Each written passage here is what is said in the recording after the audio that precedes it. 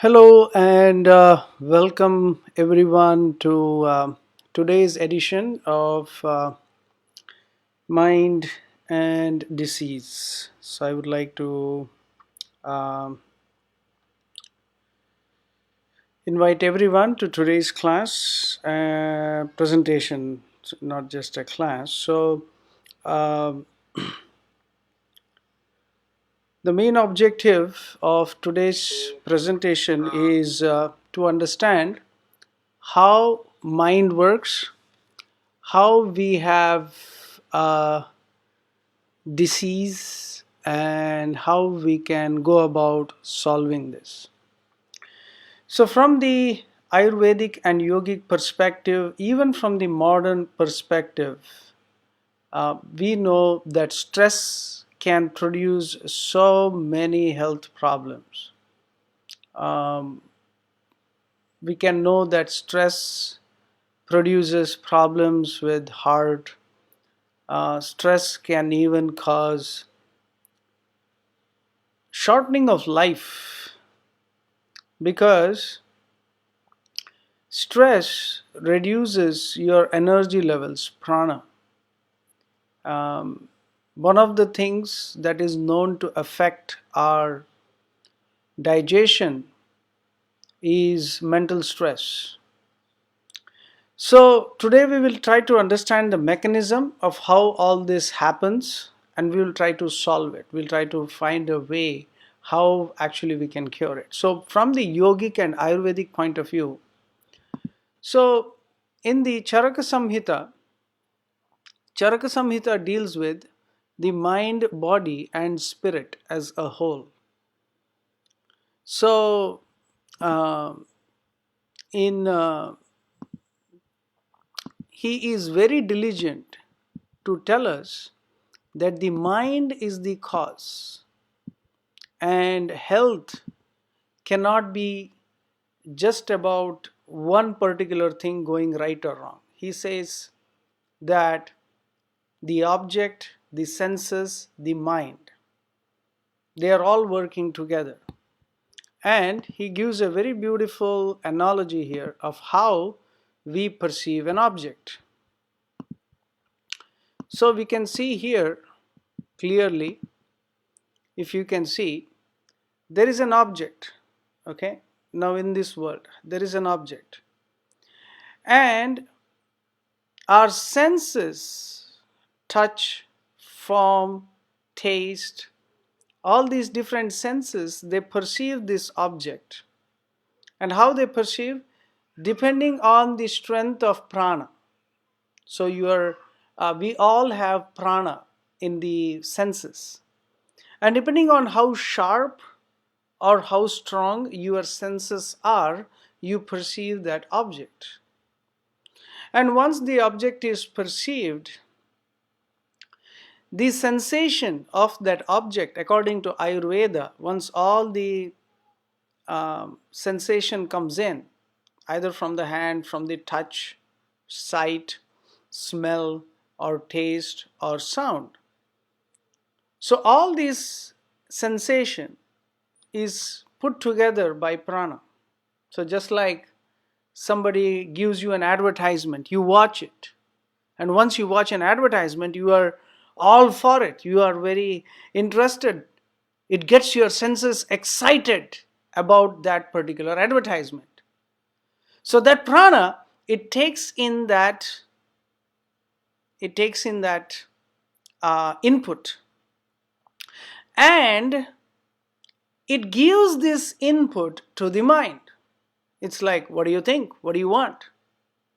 So what does the mind do? So what is the function of the mind? So the function of the mind is to reflect and desire. So the function of the mind is actually to reflect and desire. So the mind reflects and desires. So whatever has been the input, the mind reflects and then desires. I want it, I don't want it. So based on the desire, it decides. It goes into thinking, willing, feeling. The mind. So the mind's basic function is desire. And this is explained in the Bhagavatam, in the Bhagavad Gita, that the mind is a repository of all our desires.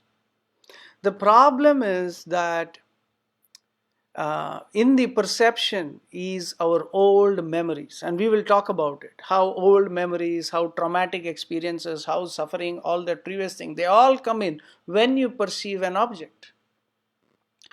So when the mind desires something based on an object, just like I saw on Facebook an ad a few days ago, they are clearing all 2019 cars, all the stock is going to go away. I was like, okay, all the stock must sell.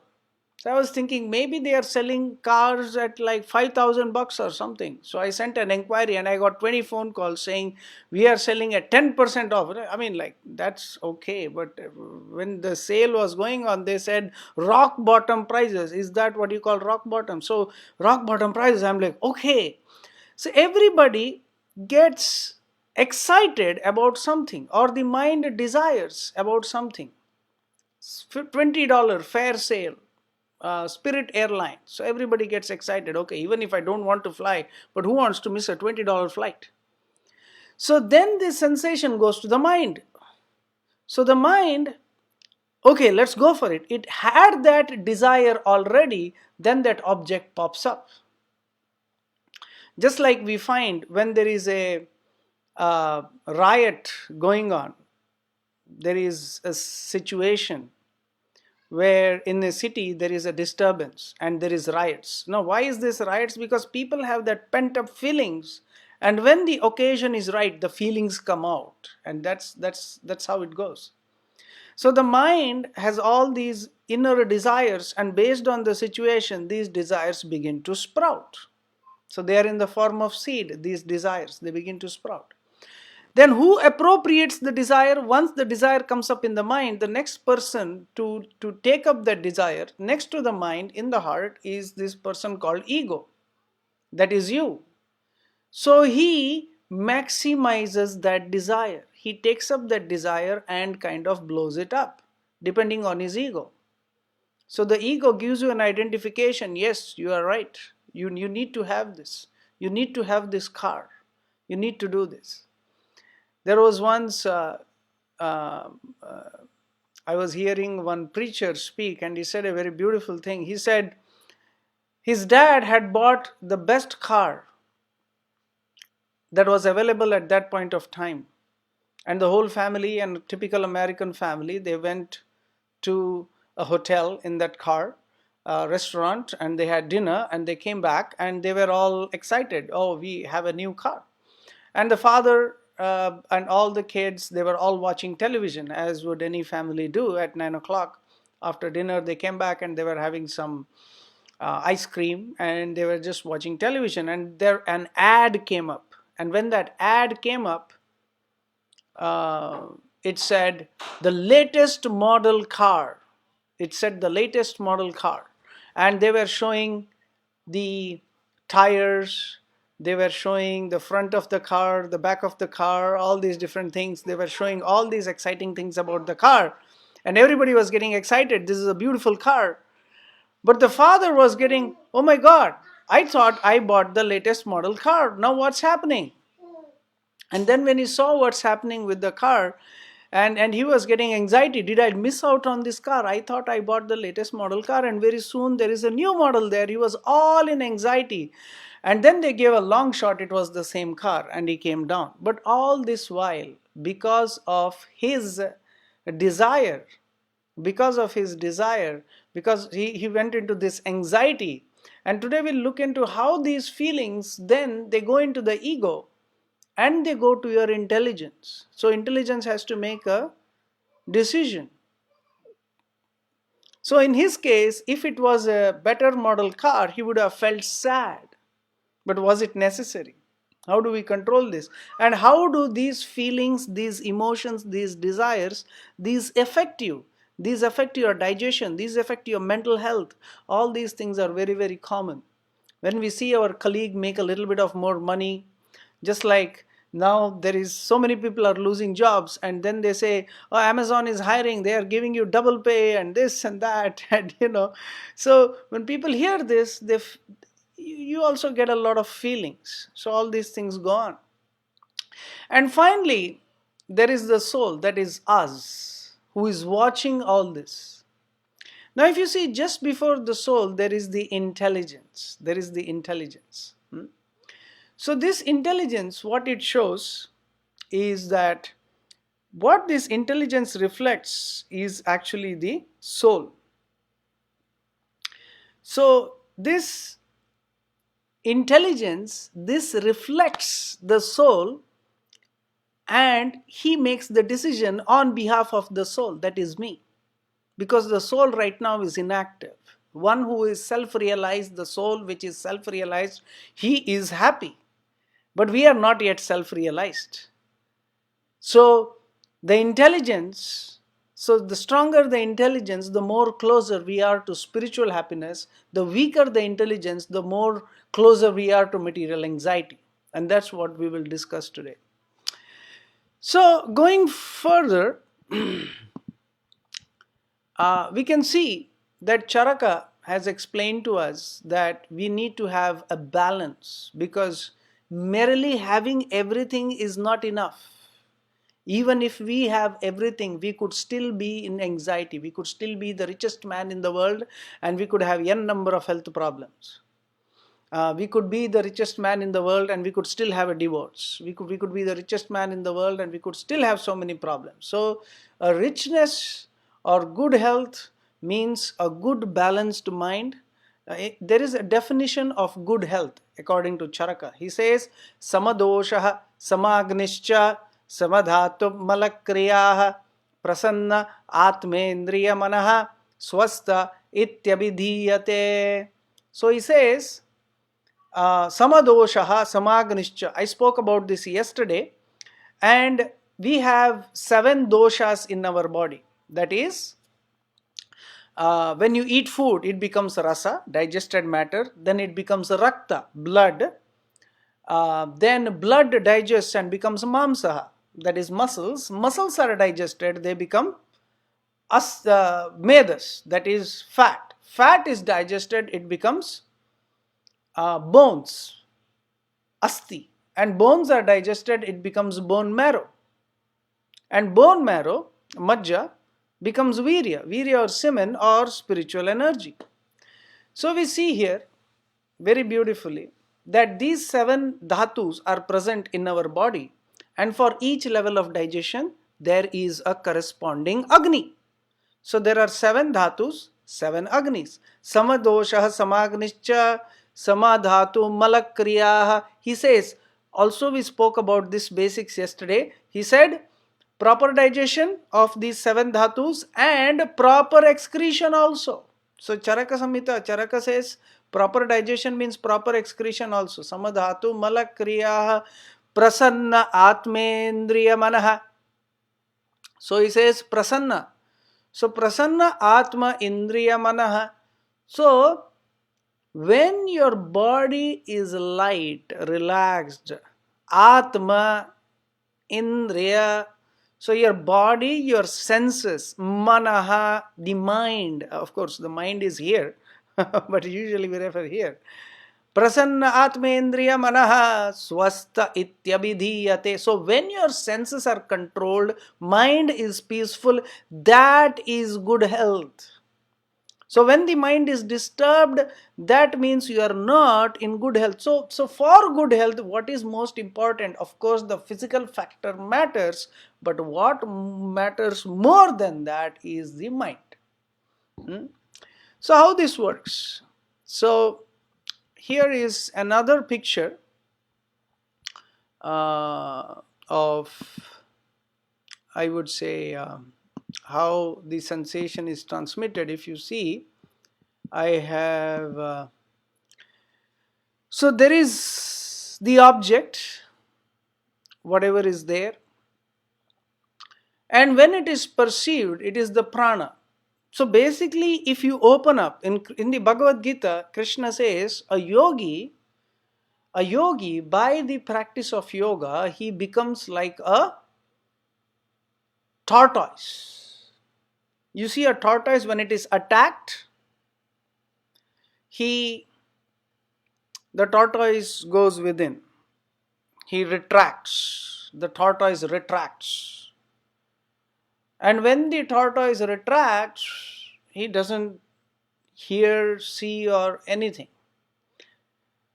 So, a yogi means he has purified his senses. He knows what to let in to the mind. Suppose I watch a horror movie. Children, for example, they watch a horror movie.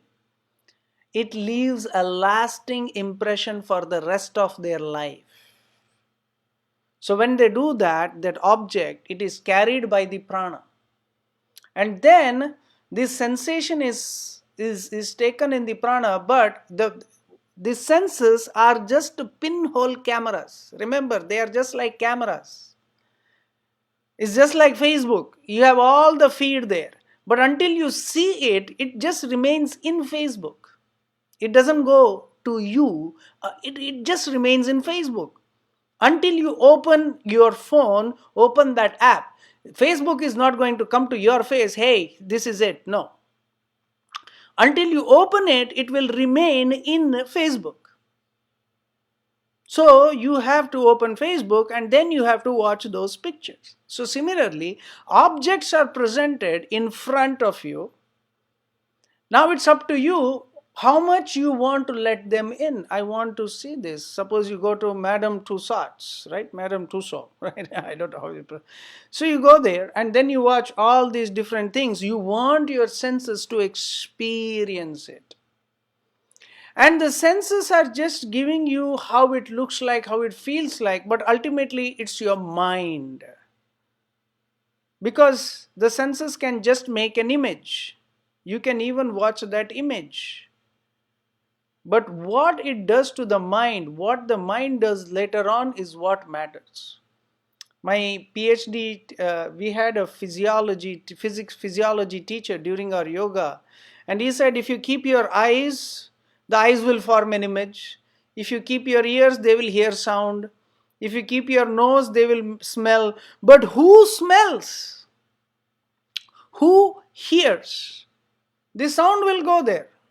Just like you have a speaker, that headphone, and it is receiving the sound just like your ear, and it's giving an output of sound just like your ear is an instrument. It's an instrument, but who is hearing is you. And that you begins with the mind, because then the subtle body is closely connected with the soul. So this physical body also is connected with the soul in that sense. So it gives the input, and to the degree you can perceive. Remember, we cannot perceive everything. When somebody is telling you something, and he has something else in his heart, he wants to give you some other meaning, or he wants to convey, we can only perceive to the degree we can understand. Even when we see the sun, even when we hear some sound, we can only hear to the degree our sense perceptions allow us. There are so many things which we don't see, we cannot hear. Just like dogs can hear better than us, they say scientifically. They can hear more higher frequency, better frequency, or lower frequency, but we cannot hear, which the dogs can hear. So when you hear the senses, the sensation by the prana, they are, where is the mind? And I explained yesterday, the mind is in the region of the heart. The image is formed there. And then the mind is the seat of feeling. It's like intuitive, inquisitive, because the desire is there and I want some happiness like this. Or just like you watch, there is a nice procession going on, there is good music, and you have a desire for good music, good dance, public, and immediately you see senses get immediately excited, and the mind, okay, this is what I want, and the mind goes there. So the mind is the seat of feeling. And then comes the processing. The processing is done by the ego of that desire. It adds, yes, you want it. The ego appropriates the desire. So the mind is a presenter. Mind makes the desire and it presents a strong desire to the ego. And to the degree your ego is purified, then it presents it to the intelligence. And what is the job of the intelligence? So intelligence discriminates whether this is good for you or bad for you. And what does intelligence really depend upon?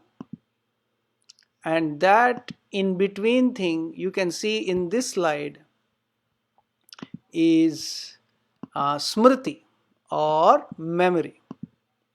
Memory.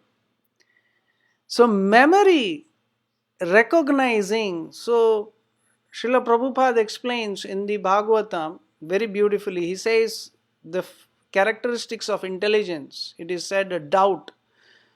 So first one should have doubt when you see an object, whether this is shastrically, whether this is in the Ayurveda. That is why we refer Ayurveda, yogic scriptures. So depending on your memory of the scriptures, you can distinguish whether the object is good or bad.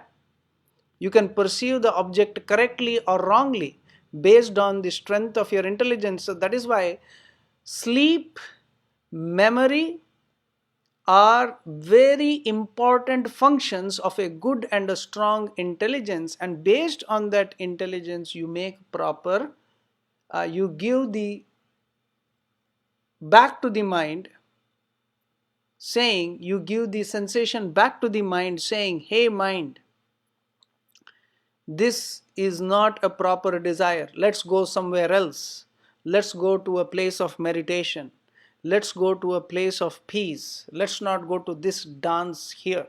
So something like that. So the intelligence has to give the input back to the mind. So in this way, if you see, there is a beautiful synergy of how an object is perceived. So the perception of the object depends on the purity of your senses. So that is why yesterday, if you watch yesterday's class, I was explaining about how to keep your mouth clean, face clean, all these things clean, because the more purer, the more you are in the mode of goodness, your taste buds automatically change. The more you wake up early, the more you meditate, the more you keep yourself clean, the more you affirm your desire to stay pure.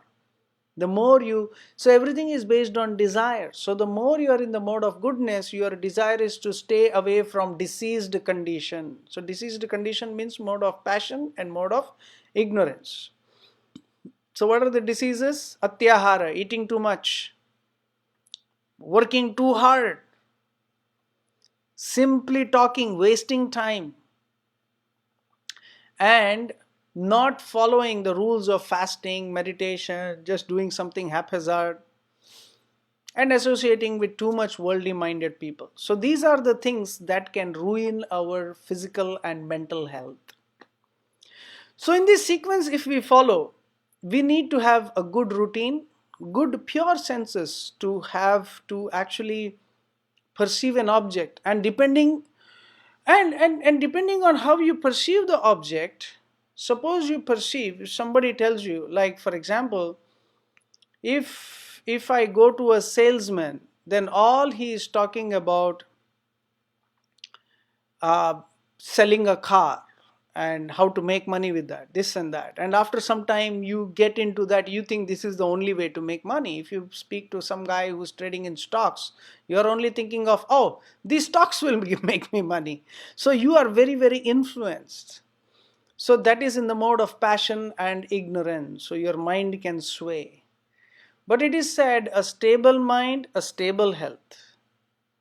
So therefore, the mind can cause a lot of health problems if the mind is not controlled. Of course, in the Bhagavad Gita, it is said, an uncontrolled mind is your greatest enemy. It is not just your spiritual enemy, but he is also your physical enemy, your psychological enemy, and all kinds of enemies, so to speak.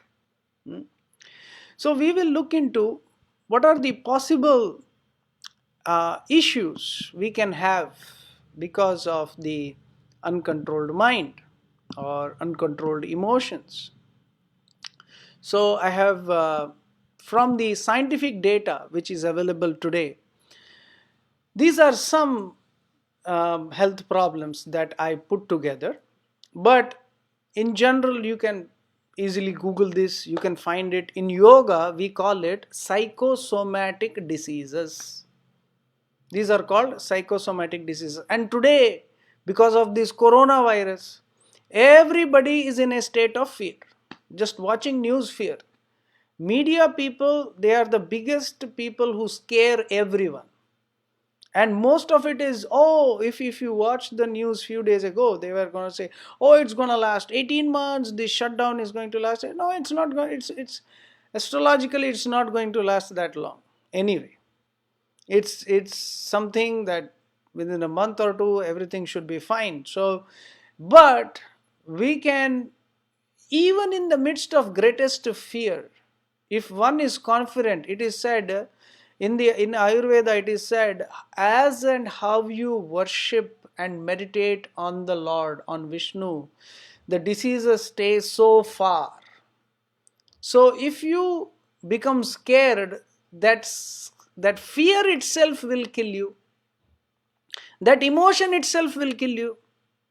So that is why one who has a stable mind, a stable emotion, they get very less diseases. Those who have fixed routine, those who are, if you see great yogis like Krishnamacharya, Krishnamacharya was very pakka, powerful yogi, and he went through so much difficulty just to promote yoga all over the world. And today, all over the world, Ashtanga Yoga is famous because of one man's effort, that is Krishnamacharya. And Krishnamacharya went through so many difficulties, yet he was very fixed in yoga.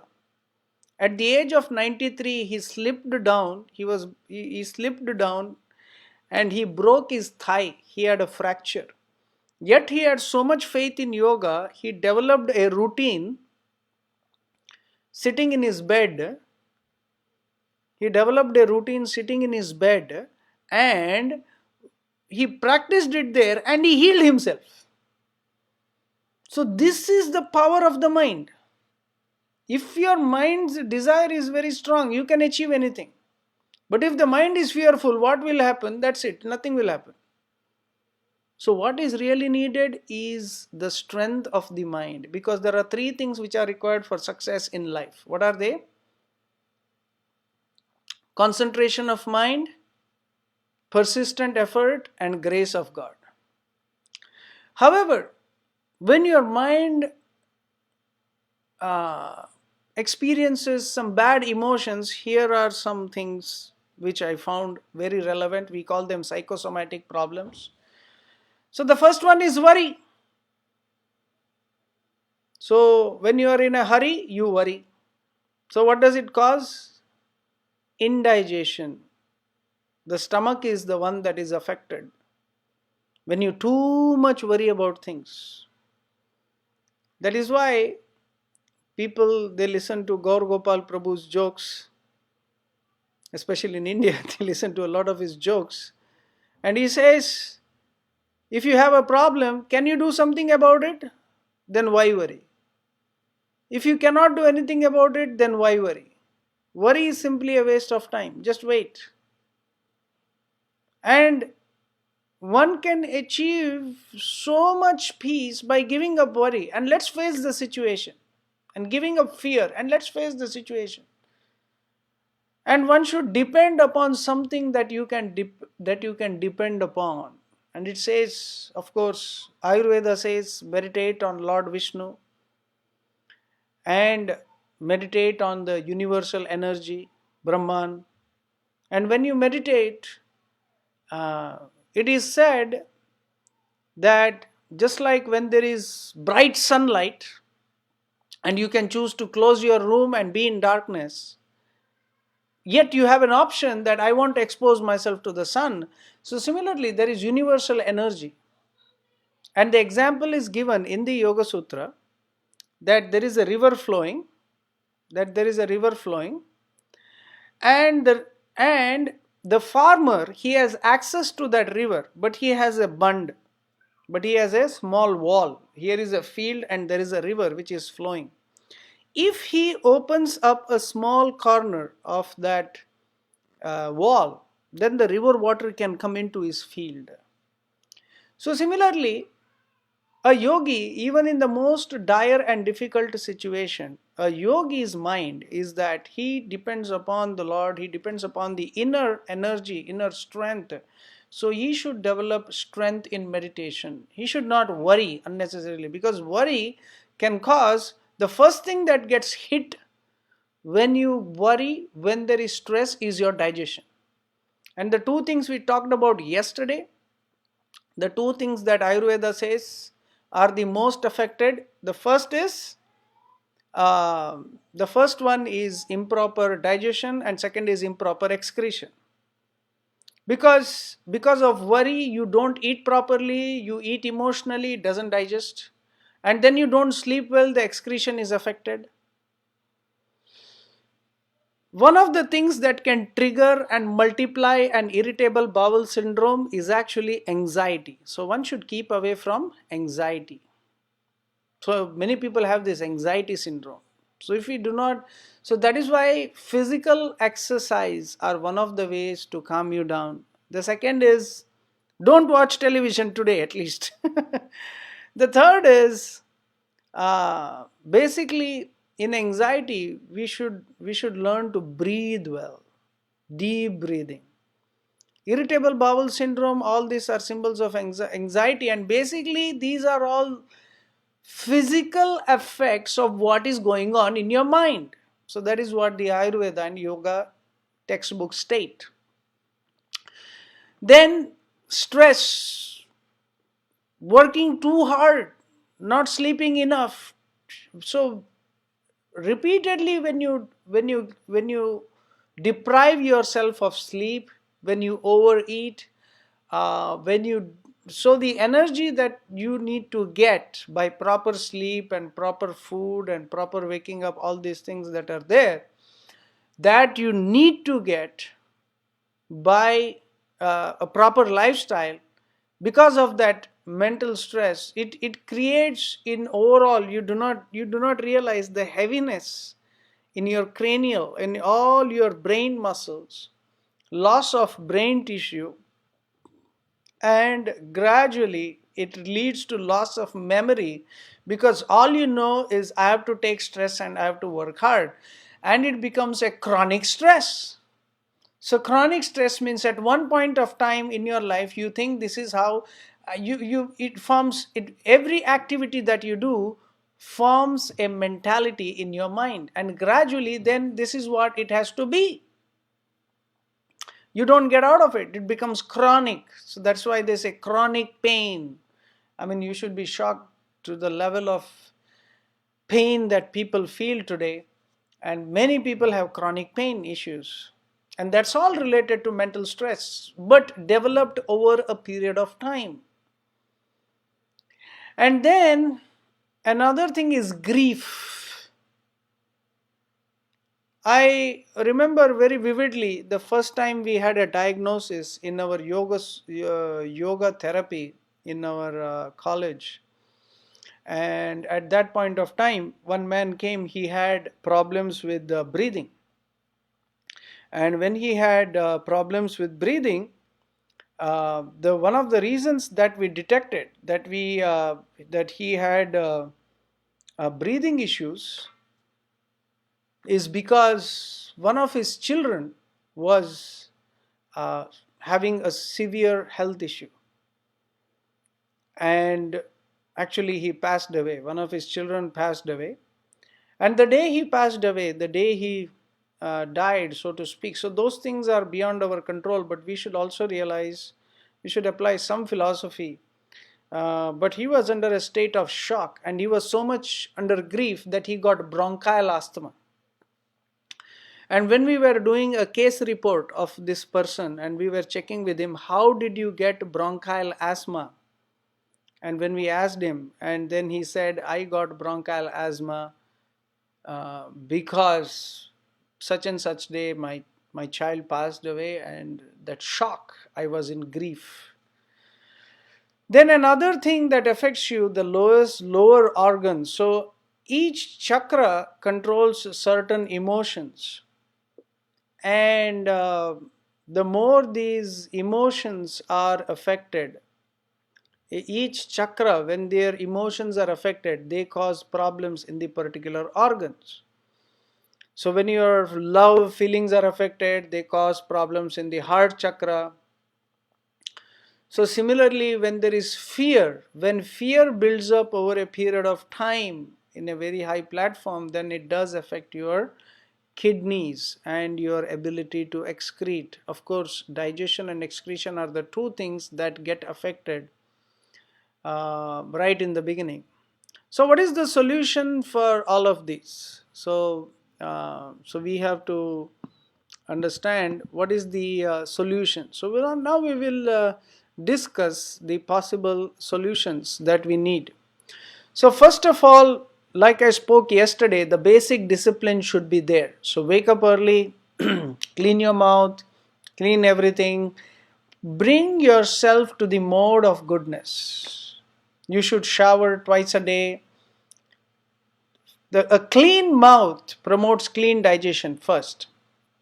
Once you do all of this, once you are able to do all of this, then one should practice asanas for at least 24 minutes if you really want a strong body for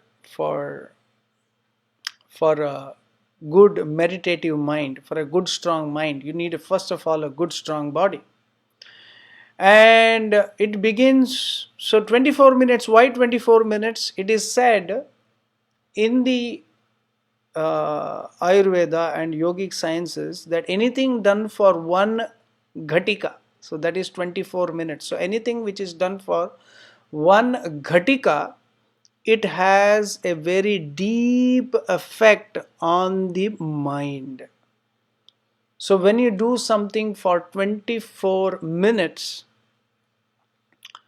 then it gives you a strong impression on the mind. So even the physical effects of stretching and doing the body strong, when you do it for 24 minutes, it gives you a, even if not, if one can do at least something substantial like 20 Surya Namaskars or 10 Surya Namaskars at least, that takes 10 to 12, 15 minutes at least, that gives you a substantial effect on the mind.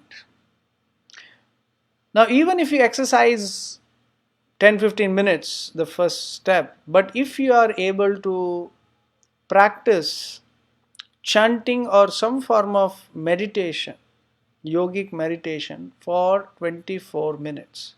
So 24 minutes of meditation is required every day. You need to give your time for your mind to heal. Because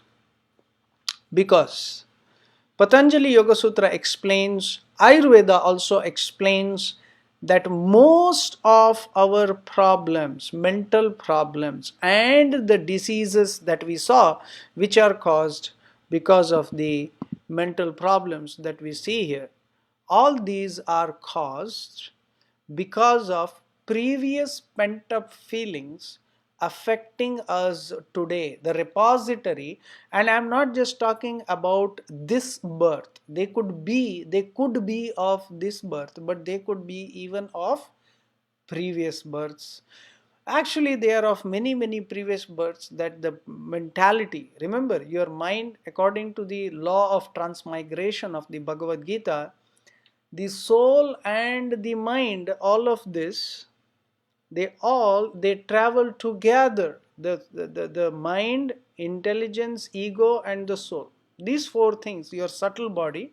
So when the physical body dies, the physical body is here, but the soul with the subtle body is transferred to the next body. So whatever you have affected in the mind, whatever is affected in the mind is carried on.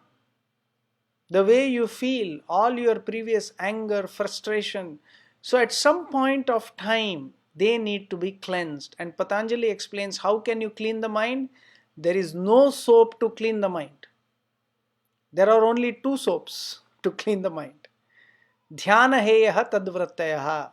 So he calls them vrittis. Vrittis means Every time you perceive an object, it is converted into something which is perceived, which is perceived by the senses, the prana. It bounces off the mind based on the desire, bounces off to ego, the intelligence. It's like a music, and then it causes a vritti or a powerful wave. Just like we see kids, like I see my son every morning. We pick up something and he wants it, and then the way he wants it, it's like he wants it, he wants it, he wants it, he wants it until he gets it.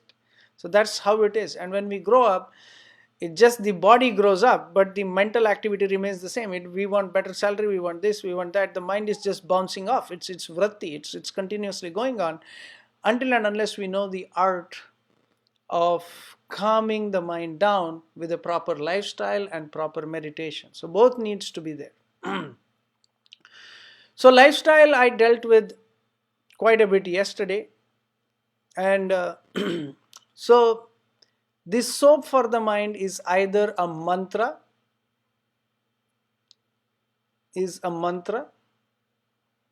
or a mantra or silent meditation, pranayama.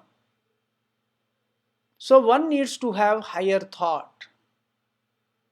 So it is said, if you today's TV soaps and all these movies, they all show the bad guys and bad things. And many a times we watch things which are, they say, for example, true crime committed, and you watch that and your mind gets more affected. So Patanjali says, if you really want to overcome your mental problems, then you need to keep away. You need to become friends with those who are spiritually advanced. You need to calm down. You need to watch things that inspire you. You need to only think of people who actually inspire you. As soon as I wake up in the morning, I think of the people who hurt me the most every morning. That's it. Your day begins with my big negative, and then you have to struggle to come out of that negative. So Patanjali says, before you sleep, Patanjali is saying the principle. So the first thing, if you want to overcome the problems with the mind, is keep an ideal person and think about him and gain inspiration that tomorrow morning when I wake up, I'll become fresh and I will work on this. So we have to be inspired. The first thing one needs to have, if you really want to overcome the diseases of the mind, the problems of the mind, lust, anger, greed, all the previous pent up feelings which are there, which are ready to burst out and kill all your good things that are there yet to come in the future, then first keep an ideal that even if we say I want to just forget the past and start afresh, it's not easy. The disease follows you, the past follows you. So if you really want to do it, you have to wipe it off. So that requires a continuous inspiration. So the step one, we follow certain rules and regulations. So first thing is, of course, the proper lifestyle. But the most important thing is, all the time I want to achieve something in life, you keep a higher goal, a higher ideal, that I want to achieve this higher thing, and that makes you go for that higher target. And when you think of something higher all the time, the lower thoughts go away. The lower thoughts, you keep forgetting them, because your ideal is something higher. I don't want to think about that. I just want to think about those who have achieved higher. And the body follows what the mind says. So if your mind is calm, always inspired, always thoughtful, then you achieve a lot more things. However, if you are always thinking negative of those you hurt, those hurt you, this and that, if you keep on doing that, they are gone. You don't know what they are doing in their life, but they are in your head. They are sitting in your heart, and your heart is too precious to throw it out to all those people, all those impressions, all those feelings. We want something higher, not only for this life, for eternity. We want something higher. So first, keep a good ideal. Second is, Practice hard. Give your heart to your practice. Meditation, mantra chanting, exercise, yoga, and make a vow to eat proper. And if you really have that higher goal, higher ideal, if you see yourself, that is called nirmana chitta, mind, the power of imagination. So we have 5 types of thoughts according to Patanjali. And in that, one of the things is imagination. So imagination, we should use our imagination to think of how good and strong we can be. And if we always think of how good and strong we can be, at the same time we follow the principles, gradually nature, Prakriti, who is directed by the Lord, according to Ishvara, according to the Patanjali Yoga Sutra, as you work hard towards that ideal, as the mind sincerely goes towards that, at one point, without even your effort, you will reach your goal. So that is the power of the mind. However, that same mind, when it is negative, the mind can take you, it is said in the Bhagavad Gita, is the most dangerous enemy. It can cause all these diseases. So, number one, keep a good ideal in your mind, and a very energetic, powerful person. And by thinking about them, we also feel peaceful. Regulate your life. When you eat, when you do anything, concentrate on that activity. Eat properly, eat nicely, relax. In every activity, you have to be alert and relaxed. So one of the things that Patanjali says in the Yoga Sutras, which are very beneficial if you really want to achieve, is the Ujjayi Pranayama that I spoke yesterday. And the Ujjayi Pranayama, so basically we should learn to always take deep breaths. Deep breaths like we did yesterday.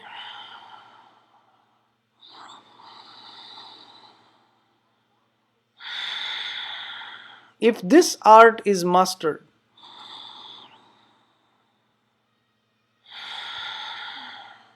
even when you chant mantra, even when you meditate, but the deep breathing is something that is like a firm physical base. You can see your mind becoming calm. And when your mind becomes calm, even if your enemy comes in front of you, he cannot put you in anxiety because you are very calm. You are very concentrated within. So a yogi means he has very very calm and very very thoughtful. So if imagine if your breath is very fast and you are in fear and you see the object, the fear, even before the object shows up before you, you are in a state of fear. And fear, again, you cause damage to your kidneys, and that's what is happening to people. They are watching this television, they are watching this news all the time. Even before the object comes, you are in a lot of fear. So don't do anything in the morning, I mean watching television, all these different things, until and unless you wake up, you fresh, you make yourself ready. So a good health means good physical and mental health. So Ayurveda says all these things are there. Anxiety can cause bowel syndrome, all these different things. So when you wake up and before you sleep, it's very important to take care of two things. So today, there is a lot that I want to give out over the next 5 more days about the mind. So I will speak more details about, today I spoke about in general about how the mind works, and in general how it is there. So we will do a meditation now. So I want to end with a short meditation, Yoga Nidra meditation, which you will find very helpful. And 20 minutes, the next 15-20 minutes, I want to do this meditation. And I have a slide for that also. And which I did yesterday, and we will follow this cycle today again. And I want you to get used to this, because this is the one that calms you down. And when you really calm down, then gradually everything else will fall in place. So sit steady, sit still, and take deep breaths. Focus on the throat. Make a sound with the throat, the proper breathing sound. Close your eyes, fully breathe in, fully breathe out, fully breathe in. Be aware of the breath passing through your throat.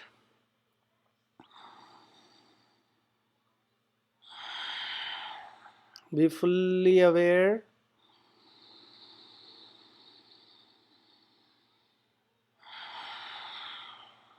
Continue deep breathing, as if you are inhaling the perfume of a rose.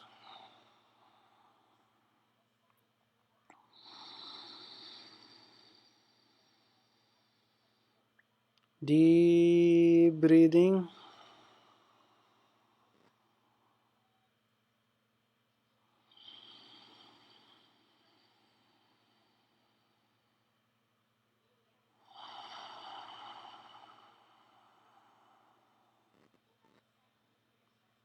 Deep breathing.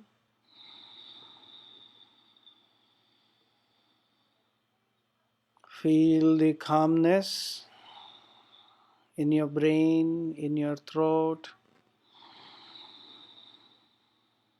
As you are breathing in deeper, you are feeling lighter. A strong, relaxed energy in your brain area.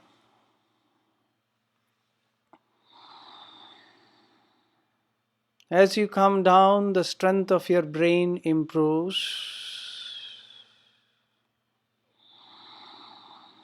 We want to feel energetic, and we feel the most energetic only when we are calm. So always try to be calm, completely calm.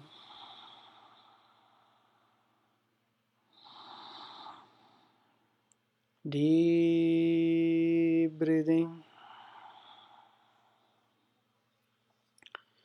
Now gradually become aware of your toes.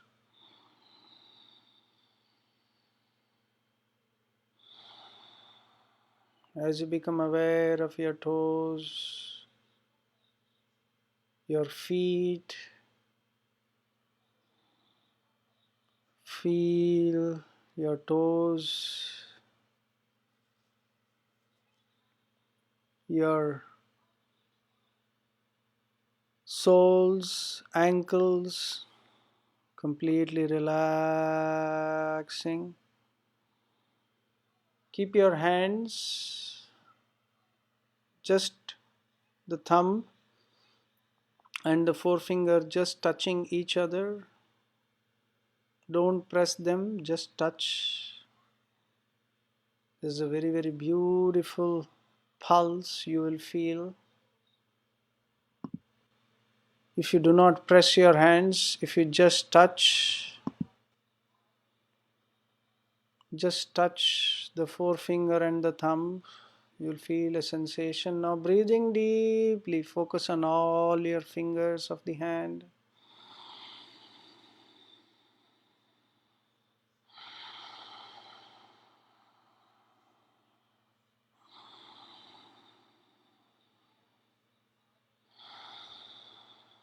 You're feeling lighter as you breathe in deeper. Now gradually move your consciousness to your calves. Feel both your calves relaxing.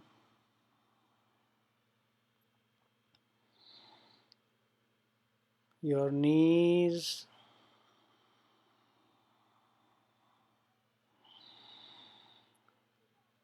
your thighs,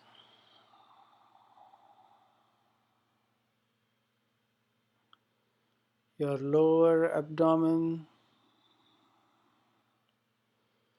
Now, from the lower abdomen, feel the complete lower part of your body. Feel both your feet relaxing.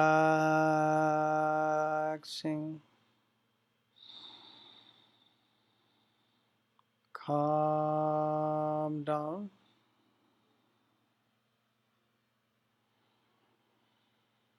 Now gradually meditate on the fingers of both your hands.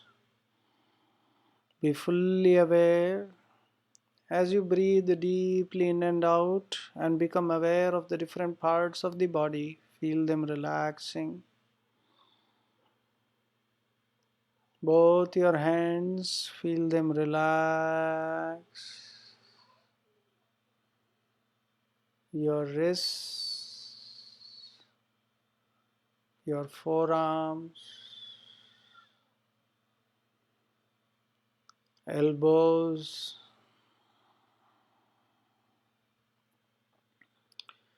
Now feel your biceps, triceps, shoulders relaxing. Be fully aware of your legs, hands, shoulders. Now move your sensation to your lower abdomen, upper abdomen, chest, neck region, chin, lips, cheeks, nose,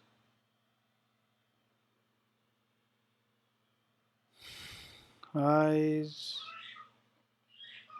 eyebrows, ears, forehead. In between your eyebrows, feel the energy in the third eye. Completely relax. Top of your head, back of the head, your entire back. Deeply breathe in and out.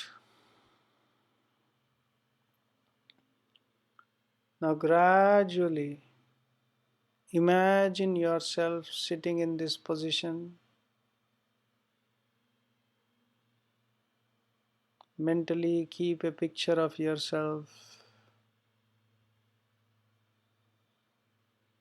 Imagine the beautiful chakras from the lower abdomen to the top. We will do a deep chakra meditation in the last episode on the seventh day, but today imagine all the chakras from the lower abdomen to the top of the head.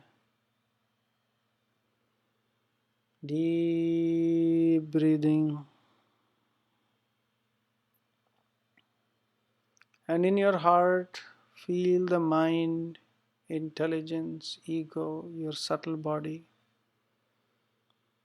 and feel the beautiful golden soul. You are this blissful golden soul, free from disease, free from anxiety, completely peaceful. If you meditate on this soul all the time, you will always be blissful. All this anxiety, all this, nothing touches the pure self. The soul is unchangeable,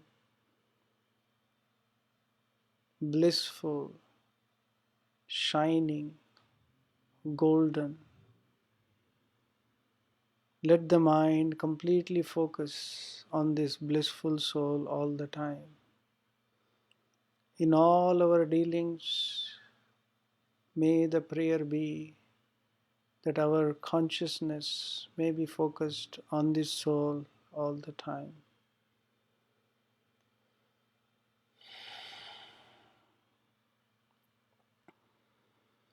Let all the anxiety go out as you breathe out every time. Deeply breathe in. And as you breathe out, feel lighter and lighter, more relaxed, calm, happy.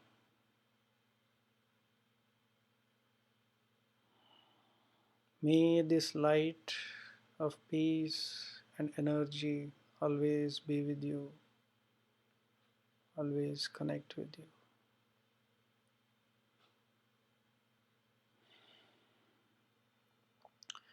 Like this, completely feel relaxed or joyed. Deeply breathe and pray that this energy and calmness always be with you. So, in this way, if you practice this deep meditation regularly over a period of time, you will feel the calmness. You will feel the deep breath, relaxation, all this calmness will naturally become a part of your personality. So I will stop here for today, and tomorrow we will go to the uh, diseases of the mind part 2. We will talk about how the mind what are the other different techniques to calm the mind, and how to stop either how a disease comes up or how it can be reversed, reversing diseases of the mind. So tomorrow we'll talk deeper about that. Today it took a little time to introduce this topic. So tomorrow we will go deeper into how to reverse diseases of the mind. So see you all tomorrow, and thank you all so much for joining in today. And those who all joined, please share this video if you feel this is very beneficial to your friends. Share it on your page, wherever you feel like, and let your friends know, and whoever you know, your friends, you can invite them. It's a free class, so let them join. Thank you so much, and see you all tomorrow. Hare Krishna.